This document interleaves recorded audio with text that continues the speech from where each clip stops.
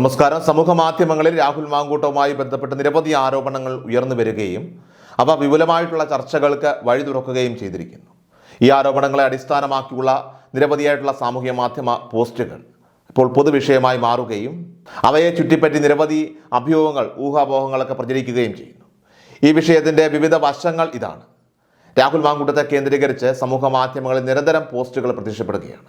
ഈ പോസ്റ്റുകളിലെ പ്രധാന ആരോപണങ്ങളിൽ ഒന്ന്, ഒരു യുവതിയും അവരുടെ അമ്മയും അപ്രത്യക്ഷമായി എന്നുള്ള അഭ്യൂഹമാണ്. ഈ യുവതി ഗർഭഛിദ്രത്തിന് വിധേയയാക്കപ്പെട്ടയാളാണെന്നും ഇവരെ കാണാനില്ലെന്ന വാർത്തയെ തുടർന്ന് ചില പ്രമുഖ വ്യക്തികൾ മാധ്യമങ്ങളുടെ അറിവോടെ യുവതിയുടെ വീട്ടിലേക്ക് യാത്ര ചെയ്തതായിട്ട് പോസ്റ്റുകളിൽ പറയുന്നു. എന്നാൽ ഈ യാത്രയുടെ ലക്ഷ്യം യുവതി സുരക്ഷിതയാണെന്നും ആരും അവരെ തട്ടിക്കൊണ്ടുപോയിട്ടില്ലെന്നും ഉറപ്പുവരുത്തുക മാത്രമായിരുന്നുവെന്നും പോസ്റ്റുകൾ അവകാശപ്പെടുന്നു. കൂടുതൽ ആഴത്തിലുള്ള ചില ആരോപണങ്ങളും സാമൂഹ്യ മാധ്യമങ്ങളിൽ പ്രചരിക്കുന്നുണ്ട്. രാഹുൽ മാങ്കൂട്ടം യുവതിയുമായി പ്രണയം ആരംഭിക്കുമ്പോൾ അവർ വിവാഹിതയായിരുന്നുവെന്നും പിന്നീട് മാങ്കൂട്ടത്തിൻ്റെ നിർദ്ദേശപ്രകാരമാണ് യുവതി വിവാഹമോചനം നേടിയതെന്നും ആരോപിക്കപ്പെടുന്നു. തുടർന്ന് യുവതി ഗർഭിണിയായപ്പോൾ രാഹുൽ വിവാഹം കഴിക്കാൻ തയ്യാറാകാതെ തന്നെ കീപ്പായിട്ട് നിലനിർത്താൻ വാഗ്ദാനം ചെയ്തതായിട്ട് പോസ്റ്റുകൾ പറയുന്നു. അപ്പോൾ ഈ വിഷയം നിയമസഭാ സമ്മേളനത്തിന് മുൻപേ തന്നെ പരിഹരിക്കപ്പെടുമെന്നും യുവതിയെയും അമ്മയെയും സംരക്ഷിക്കാൻ ചിലർ വീടിന് സമീപത്ത് നിലയുറപ്പിച്ചിട്ടുണ്ടെന്നും പോസ്റ്റുകൾ പറയും. ഈ കഥകളുടെ ആധികാരികതയും ധാർമ്മികതയും പലപ്പോഴും ചോദ്യം ചെയ്യപ്പെടുന്നുണ്ട്. ഈ ആരോപണങ്ങളെ തുടർന്ന് ക്രൈംബ്രാഞ്ച് അന്വേഷണം ആരംഭിച്ചതായിട്ട് വാർത്തകൾ പുറത്തു വന്നിട്ടുണ്ട്. ക്രൈംബ്രാഞ്ചിൻ്റെ പേരിൽ ചില പ്രമുഖ മാധ്യമങ്ങൾ പുറത്തുവിട്ട വിവരങ്ങൾ മലയാളികളെ പൊതുവെ അമ്പരപ്പിച്ചിരിക്കുകയാണ്. ഗർഭഛിദ്രത്തിന് വിധേയയാക്കപ്പെട്ട ഒരു യുവതിയും ബന്ധുവും രാഹുൽ ഗർഭിണിയാക്കിയ യുവതിയെ ഗർഭഛിദ്രത്തിനായിട്ട് ബംഗളൂരുവിലേക്ക് കൊണ്ടുപോയെന്ന് ഈ വാർത്തകൾ പറയുന്നു. എന്നാൽ ഇതിൻ്റെ വിശദാംശങ്ങളോ തെളിവുകളോ പിന്നീട് ഒരു മാധ്യമവും പുറത്തുവിട്ടിട്ടില്ല.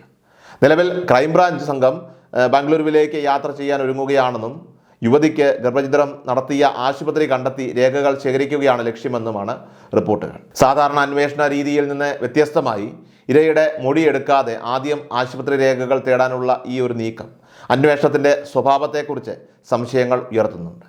കൂടാതെ രോഗികളുടെ സ്വകാര്യത സംബന്ധിച്ച നിയമങ്ങൾ ഈ രേഖകൾ ശേഖരിക്കുന്നതിന് തടസ്സങ്ങൾ സൃഷ്ടിക്കുമോ എന്ന ആശങ്കയും നിലനിൽക്കുന്നുണ്ട്. ഈ കേസിൽ പരാതി നൽകിയ 5 പേരും തെളിവുകളൊന്നും ഹാജരാക്കിയിട്ടില്ലെന്നും മാധ്യമ വാർത്തകളുടെ അടിസ്ഥാനത്തിലാണ് പരാതി നൽകിയതെന്നും ക്രൈംബ്രാഞ്ചിന് മൊഴി നൽകിയിട്ടുണ്ട്.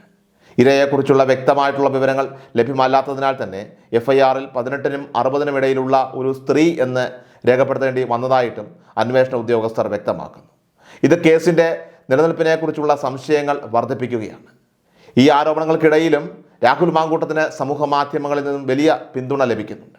ഇത് ഭരണകൂടത്തെയും ചില രാഷ്ട്രീയ കേന്ദ്രങ്ങളെയും അസ്വസ്ഥമാക്കുന്നു.